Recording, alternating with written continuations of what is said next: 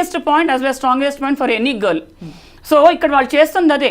ఇప్పుడు ఆ so called accuse వాళ్ళ వైఫ్ కానీ, అతన్ని సపోర్ట్ చేస్తున్న వాళ్ళు కానీ, ఇంకెవరైనా కానీ ఏ యాంగిల్ నుంచి మాట్లాడుతున్నారు, పొలిటికల్ యాంగిల్, లేకపోతే సినీ యాంగిల్, లేకపోతే మెగాస్టార్ ఫ్యామిలీ యాంగిల్ అనో, ఇంకో యాంగిల్, ఏ యాంగిల్ నుంచి మాట్లాడుతున్నా ఆ అమ్మాయికి ఇవ్వాల్సిన ప్రైవసీ, రెస్పెక్ట్ ఇవ్వండి at least.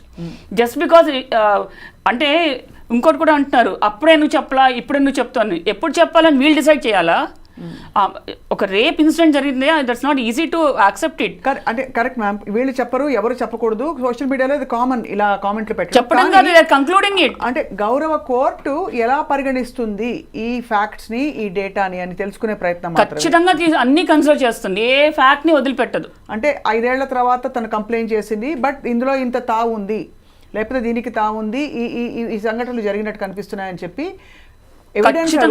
there is evidence and circumstantial అన్ని పరిగణలోకి తీసుకుంటుంది స్వప్న. కోర్టు ఈ మీడియాలో వస్తున్న సెన్సేషన్తో ఇన్ఫ్లుయెన్స్ అవ్వదు.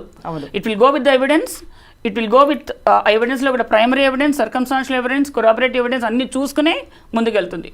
సో మరి ఈ కమిటీ పాత్ర ఏంటి ఇందులో? అంటే ఈ కేసుని మరింత స్పీడప్ చేయడానికి, బికాస్ అన్ని వేళలా క్రిమినల్ సివిల్ కేసులు పెట్టకపోవచ్చు, కాంపెన్సేషన్ కోసం సివిల్ అండ్ ఛార్జెస్ ప్రెస్ చేయడానికి పాక్సో లాంటిది.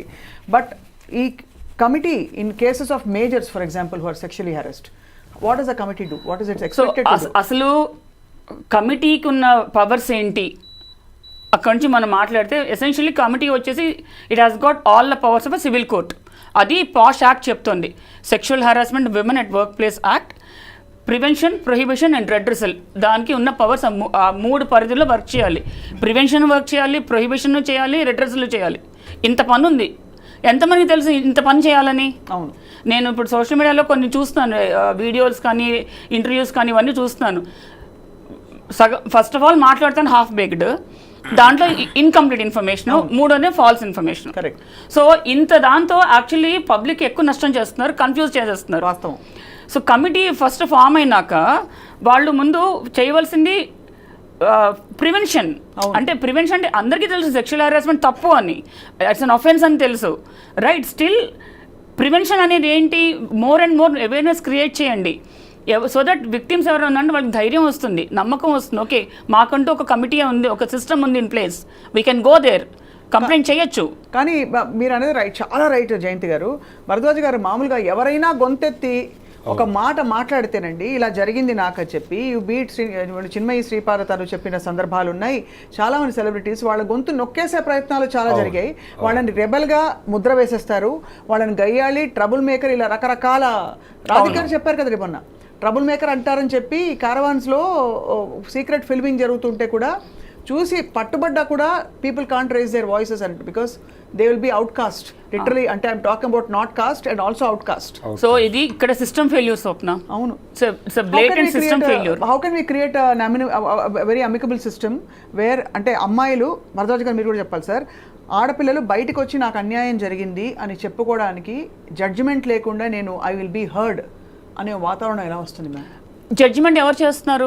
బయట నుంచి గాల్లోంచి ఎవరు చేయట్లేదు కదా, మనలాంటి మనుషులే చేస్తున్నారు. ఎందుకు చేస్తున్నారు వాళ్ళు? పని పాట లేక కొంతమంది, మరి కొంతమంది సైడ్స్ తీసుకుని ఇప్పుడు కొత్తగా తయారయ్యారు. ఆడవాళ్ళందరూ కేసులు పెట్టేస్తున్నారు, పురుష పక్షపాతులకు తయారైపోయారు సొసైటీలో. ఫస్ట్ ఆఫ్ ఆల్ సెన్సిటివిటీ అనేది లేదు స్వప్న. బేసిక్ హ్యూమన్ సెన్సిటివిటీ ఏదైతే అనుకుంటున్నామో అది లేదు. ఇప్పుడు ఒక కాకి చచ్చిపోయింది అనుకో, దెబ్బ తగిలి కింద పడిపోయింది అనుకో, 100 కాకులు వచ్చి కావు కావు కావు అంటాయి, రైట్? అంటే అట్లీస్ట్ అక్కడ సాంఘీభావం చూపిస్తున్నాయి. అది మన హ్యూమన్స్లో తగ్గిపోతుంది రోజు రోజుకి. దాంతో ఏమవుతుంది, వాళ్ళ స్వార్థ ప్రయోజనాలు ఒకటి, ఆ షార్ట్ టర్మ్ సెల్ఫిష్ మోటివ్స్ ఉంటాయి చూసావా, దానికోసం ఒకటి, ఇలా అన్ని రకాలుగా కలిపి ఎస్పెషల్లీ మీడియా ఇండస్ట్రీలో మనం ఎక్కువ చూస్తాం ఇది. ఇప్పుడు ఆ భార్య పరిస్థితి చూడండి మ్యామ్. ఇప్పుడు ఇక్కడ ఎంతమంది ఎఫెక్టెడ్ విమెన్ ఉన్నారు. భార్య ప్రోగా మాట్లాడితే అంటే ఏం అనలేము, అగేన్స్ట్గా మాట్లాడితే భర్తని చేసిందని చెప్పి అందరు అంటారు. ఒక ధార్మిక కోణం ఓవైపు ఉంటుంది, ఓవైపు జరిగింది జరగలేదు ఇవన్నీ ఉంటాయి. సో భరద్వాజ్ గారు మీరు చెప్పండి సార్, ఈ కేసు లాజికల్ ఇప్పుడు దీంతో బహుశా అప్పుడు అలనాడు జరిగిన ఒకనొక ఇన్సిడెంట్ గురించి ఫలానా అమ్మాయి బయటకు వచ్చి మాట్లాడుతుందేమో అనే ఒక భయం మిగతా వాళ్ళలో కూడా పట్టుకుని ఉంటుందంటారా? అంటే ఇది ప్రూవ్ అయ్యి కోర్టులో ప్రూవ్ అయ్యి శిక్ష పడితే తప్ప భయం క్రియేట్ కాదండి.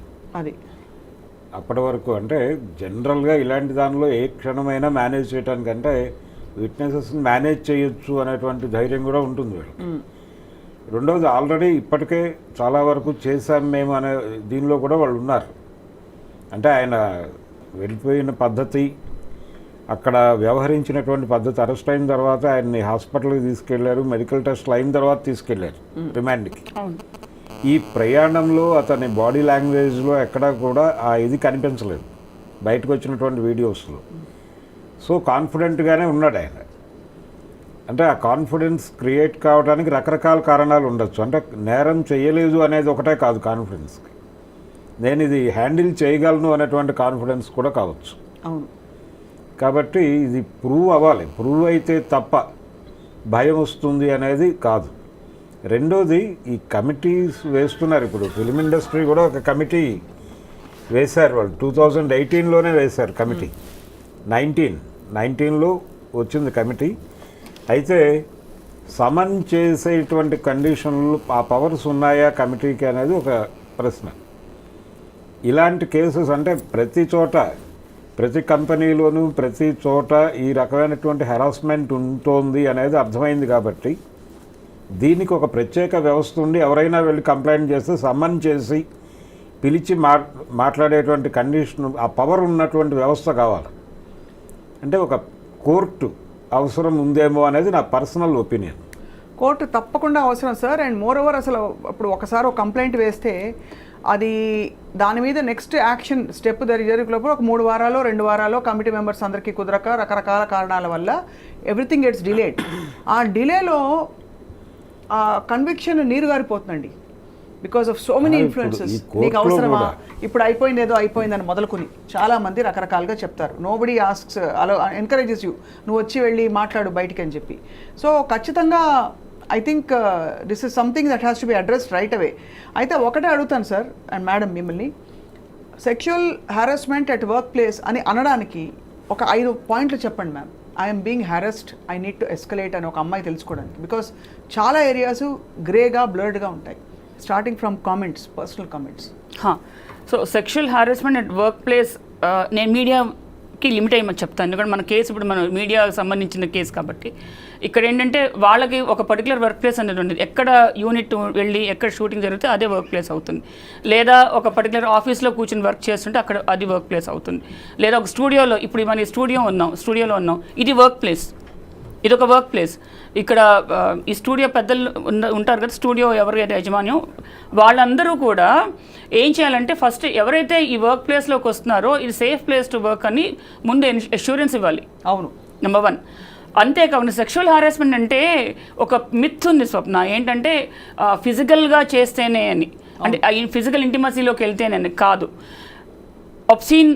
ఒబ్సీన్గా ఏమైనా పిక్చర్స్ షేర్ చేసినా, ఫొటోస్ పెట్టినా, ఒబ్సీన్ రిమార్క్స్ పాస్ చేసినా, దట్ ఒబ్సీనిటీ ఇంక్లూడ్స్ మన బాడీ వెయిట్ గురించి బాడీ షేమింగ్ చేయటం, కలర్ ఆఫ్ ద డ్రెస్, మన colour complexion, height, weight, body weight, దేని గురించి మాట్లాడినా that comes under sexual harassment. Right. Okay. అది కాకుండా ఏమన్నా మన గురించి సెక్షువల్ టించ్లో మన దగ్గర నుంచి ఏమైనా ఫేవర్స్ అడుగుతున్నా, క్విట్ ప్రోకోలో, లేదు మామూలుగా కూడా సెక్షువల్ ఫేవర్స్ ఎక్స్పెక్ట్ చేస్తున్నా, ఇవన్నీ కూడా సెక్షువల్ హారాస్మెంట్ దాని కిందకే వస్తాయి. రైట్. ఇన్ఫ్యాక్ట్ మీడియా దానికి వెళ్తే, ఫిల్మ్ ఇండస్ట్రీకి వెళ్తే ఈవెన్ వ్యానిటీ వ్యాన్ ఏదైతే ఉంటుందో వాళ్ళ వ్యాన్, అది కూడా వర్క్ ప్లేస్ అవుతుంది. వాష్రూమ్స్, క్యాబిన్స్, షూటింగ్ లొకేషన్స్, ఇవన్నీ కూడా సెక్షువల్ హారాస్మెంట్ కిందకి వస్తాయి. అంతేకాదు ఇప్పుడు వాళ్ళు అవుట్డోర్ లొకేషన్కి వెళ్తారు, రైట్, అది కూడా వర్క్ ప్లేస్ కిందకే వస్తుంది. సో అక్కడ ఫిజికల్ ఇంటిమసీ అక్కర్లేదు, ఏవైనా సరే ఫిజికల్, వర్బల్, నాన్ వర్బల్ అని కూడా యాక్ట్ చెప్తోంది. ఇందాక మన భరద్వాజ్ గారు చెప్పినట్టుగా యాక్ట్ కింద యాక్చువల్గా కమిటీకి సమన్ చేసే హక్కు ఉంది. రైట్. అది పవర్, నాట్ ఈవెన్ హక్కు, అది పవర్. అది power of the committee is to summon any party, any person or even witnesses. వాళ్ళు మాకు అనుమానం ఉన్న ఎవరైనా కూడా పిలవచ్చు, పిలిచి వాళ్ళ దగ్గర స్టేట్మెంట్ రికార్డ్ చేసుకోవచ్చు, వాళ్ళని ఎంక్వైరీ చేయొచ్చు. ఆ పవర్స్ అన్నీ ఉన్నాయి. కానీ ఇన్ని పవర్స్ ఉన్నాయి, మేము ఈ పవర్స్ మేము యూటిలైజ్ చేసుకోవచ్చు అని ఎంతమందికి తెలుసు అనేది నా క్వశ్చన్. అవును, తప్పకుండా ఆ అవేర్నెస్ అయితే లేదండి, ఆ అవేర్నెస్ లేదు. ఇప్పుడు ఇండస్ట్రీకి సంబంధించి కూడా ఒక రెడ్ బాక్స్ ఉంది అక్కడ, దానిలో కంప్లైంట్లు డ్రాప్ చేయండి అని చెప్తున్నారు. ఇప్పటికీ చాలామందికి తెలియదు ఆ విషయం. కానీ ఏ రెడ్ బాక్స్ సార్, ఆనెస్ట్గా చెప్పనా సార్, ఇది సినికల్గా ఉండడం కాదు, కానీ గగ్గోలు పెట్టి గొంతు చించుకుని అరుస్తుంటేనే లక్ష ఏకరులు పెడుతున్నారు. అయ్యో ఇలాగా అప్పుడు ఎందుకు చెప్పలేదు, ఇలా అయితే ఆ రోజు ఎందుకు మాట్లాడావు, ఇవన్నీ చెప్తున్నారు. మరి ఒక రెడ్ బాక్స్లో ఒక కంప్లైంట్ వచ్చి వేస్తే అది కూడా పెద్ద పెద్ద వాళ్ళ మీద, ఇప్పుడు ఒక జానీ మాస్టర్ అంటే అతను పెద్ద ఒక చిన్న అది పక్కన పెడితే బాగా పెద్ద పెద్ద వాళ్ళు ఇన్వాల్వ్ అయిన అనేక సెక్షువల్ క్రైమ్స్ 100 జరుగుంటాయి దేశవ్యాప్తంగా ఉన్న ఫిల్మ్ ఇండస్ట్రీలో అని చెప్పి అది ఇండస్ట్రీ రిపోర్ట్సే చెప్తున్నాయి. ఇది మనం చెప్పేది కాదు. ఎవరైనా ఒక్కళ్ళ మీద యాక్షన్ తీసుకోగలుగుతారా సార్? లేదండి. అంటే దీనిలో ఇది ఒక కల్చర్గా మారిపోయి నడుస్తున్నటువంటి సందర్భం ఉంది సినిమా పరిశ్రమ. ఎందుకంటే అప్పటి నుంచి ఆ కాలం నుంచి ఉన్నది ఇప్పుడే నార్మలైజ్ చేస్తారు దాన్ని. అంటే మనకి చరిత్రలో కూడా ఉందండి. ఇప్పుడు కాంచనమాల వర్సెస్ జెమినీ వాసన్ అనేటువంటి స్టోరీ అందరికీ తెలుసు. అక్కడి నుంచి మొదలు పెడితే అంటే ఒకసారి ఒక చిన్న ప్రైవేట్ టాక్లో ఒక డైరెక్టర్ గారితో మాట్లాడుతుంటే ఇలాంటిది ఉంటుందా అంటే ఆయన చాలా క్యాజువల్గా మేము చాలా డెమోక్రటిక్గా వ్యవహరిస్తాం ఇలాంటి విషయాల్లో అన్నాడు ఆయన. అని ఒకవేళ హీరో గారు హీరోయిన్ అంటే అవుట్డోర్కి వెళ్ళినప్పుడు ఆయన అడిగితే మేము ఆయన అభిప్రాయాన్ని చెప్తాము, ఆవిడ అంగీకరించకపోవచ్చు కూడా. ఒక్కొక్కసారి అంగీకరించకపోయినప్పుడు ప్రాజెక్టుకి ఆవిడ అవసరము అనుకుంటే ఆవిడని డిస్టర్బ్ చేయం, ఆవిడ అభిప్రాయాన్ని గౌరవిస్తాం. ఆవిడ ప్రాజెక్టుకి అవసరం లేదు అనుకుంటే మాత్రం తీసేసి ఆ క్యారెక్టర్లో ఇంకెవరినైనా పెట్టి తీసుకెళ్తాం అన్నాడు ఆయన. అంటే దీన్ని డెమోక్రటిక్గా వ్యవహరించడంగా చెప్తున్నారు ఆయన. అది కండిషన్ అక్కడ ఉంది. అది ప్రాబ్లం ఉన్నమాట వాస్తవం. అయితే ఈ ప్రాబ్లం వలన సఫర్ అవుతున్న వాళ్ళు దీన్ని ఎలా అడ్రస్ చేయాలి, ఎక్కడ ఎవరితో చెప్పాలి అనే దానికి సంబంధించినటువంటి అవేర్నెస్ ఉందా లేదా అనే దానికంటే కూడా ఇది కెరియర్కి సంబంధించిన వ్యవహారంగా మార్చేస్తున్నారు. అంటే మీ కెరియర్ ఉండదు, ఇక మీరు దానికి అష్యూరెన్స్ ఇస్తూ కొంతమంది మొన్న ఈ అమ్మాయిని సోలో కొరియోగ్రాఫర్గా తీసుకుంటామని చెప్పారు. ఇప్పుడు వాళ్ళని ఈ కేసు వెనకాల అంటే జానీ మాస్టర్కి వ్యతిరేకంగా పనిచేస్తూ ఈ అమ్మాయిని వాళ్ళు గైడ్ చేస్తున్నారు, వాళ్ళ హస్తం ఉంది అనేది ఒక స్టోరీ బయట మనకి. అంటే ఇదే అంటే ఈ మాట్లాడే సమాజం అంతా కూడా వాళ్ళ ఇంట్లో ఆడపిల్లలకి జరిగితే ఏమిటి అని ఆలోచించే పరిస్థితిలో కూడా సిగ్గుపడాలి, జాలిపడాలి వీళ్ళందరినీ. అంటే అట్లీస్ట్ మీరు అన్నట్టుగా ఫేర్ ట్రయల్ ఇచ్చి ఎవరు దోషి నిర్దోషి అని చెప్పట్లేదు, కానీ గౌరవ కోర్టు పరిధిలో ఉంది, మనం అప్పుడే కామెంట్స్ పాస్ చేయదనే పాయింట్ కూడా రాలేకపోయారు అందరూ. సో ఫైనలీ మ్యామ్ జయంతి గారు, ఇవాళ అంటే ఇన్ని కమిటీస్లో సభ్యురాలుగా మీరు ఉన్నారు కాబట్టి మిమ్మల్ని అడుగుతున్నాం, ఏం చేయాలి ఒక అమ్మాయి హెరాస్మెంట్ జరిగితే? తనకి ఒకవైపు సర్వైవల్ ప్రాబ్లమ్స్ ఉండొచ్చు, వాళ్ళ పేదరికము, ఇంకోవైపు నాకు ఎవరు మద్దతు పలకరు, ఐ వోంట్ బి హర్డ్ అనే ఒక కాన్ఫిడెన్స్ ఉండొచ్చు, ఒక డిఫిడెంట్ మోడ్లో చెప్పకపోవచ్చు. What do you suggest?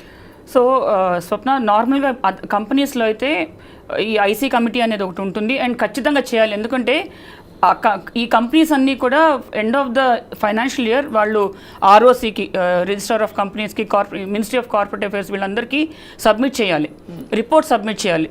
అలాగే directors, board of directors are liable. So ఒక పర్టికులర్ వర్క్ ప్లేస్, పర్టికులర్ కంపెనీలో if it's not a safe place to work, including board of directors, everybody is liable.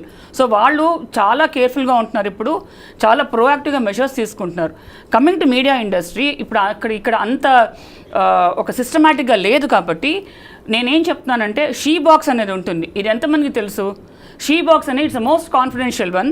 అది డైరెక్ట్గా ministry of women and చిల్డ్రన్కి వెళ్తుంది. అది ఎక్కడికి తెలియదు, ఎవరికి ఏం బయటికి రాదు. That is online complaint system mechanism.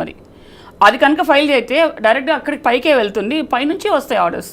అందులో ఏమిటి జస్ట్ కంప్లైంట్ సరిపోతుందా, లేక దానికి ఎవిడెన్సెస్ కూడా పెట్టాల్సిన అవసరం? ముందు కంప్లైంట్ వెళ్ళాలి, తర్వాత ఎంక్వైరీ జరిగినప్పుడు మాత్రమే వాళ్ళు మిగతావన్నీ. ఒక్కసారి అక్కడ పైకి వెళ్ళినాక ప్రాబబ్లీ విమెన్ కమిషనే it can come in to picture. ఒకసారి మీకు సెంట్రల్ లెవెల్లో విమెన్ కమిషన్ వచ్చిందంటే టోటల్గా డిఫరెంట్ టర్నే తీసుకుంటుంది. రైట్. అంటే తనకి ఏదైతే సపోర్ట్ లేదు అనుకుంటుందో ఆ సపోర్ట్ ఆటోమేటిక్గా వస్తుంది. దట్స్ అ గ్రేట్, చాలా మంచి రియాష్యూరెన్స్ అండి. ఫైనలీ సార్ అండ్ మేడం, ఇది ఈ అఫెండర్స్కి ఏమిటి ధీమా? మేము పట్టుబడమనా? పట్టుబడినా ఏం కాదులే, ఎవ్వడు ఏం చేయలేడనా?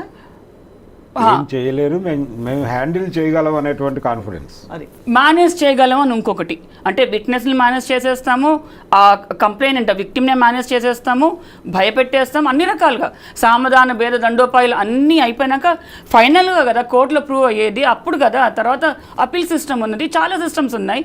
I will manage the system అన్న ధీమా.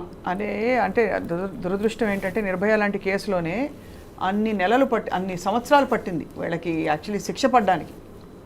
సో ఇంకా ఏం మాట్లాడతాం అంటే ఈ సోషలాజికల్ గ్రే ఏరియాస్ ఉన్న మన ప్రపంచంలో ఏది రిలేషన్షిప్, ఏది ఫోర్స్ రిలేషన్షిప్, ఇవన్నీ మనకి డిఫైన్డ్గా ఇంకా అర్థం కాని పరిస్థితుల్లో చాలా జరిగిపోతుంది. But it's a dark time అండి. తప్పకుండా ఇందులోంచి బయటకు వచ్చి చట్టాలు ఉండడం కాదు, చట్టాలు ఇంప్లిమెంట్ అవుతాయనే భరోసా మనం కలిగించగలిగితే ఐ థింక్ సమాజానికి అది చాలా బాగుంటుంది. జయంతి గారు, అవును, ఒక్క లాస్ట్ పాయింట్ ఒకటి యాడ్ చేస్తాను స్వప్న.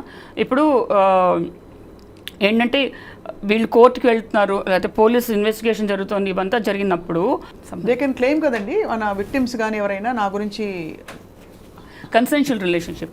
ఇప్పుడు చాలా కేసెస్లో ఎస్పెషల్లీ మీడియా ఇండస్ట్రీ ఉన్నప్పుడు కన్సెన్షువల్ రిలేషన్షిప్ గురించి మాట్లాడతారు. అంటే వాళ్ళ అమ్మాయి ఇష్టపడే వెళ్ళింది, ఆ అమ్మాయి నో చెప్పలేదు, ఆ అమ్మాయిని బలవంతం చేయకుండా ఆ అమ్మాయి కౌంటర్ ఆఫర్ ఇచ్చింది, ఫోర్స్ చేసింది.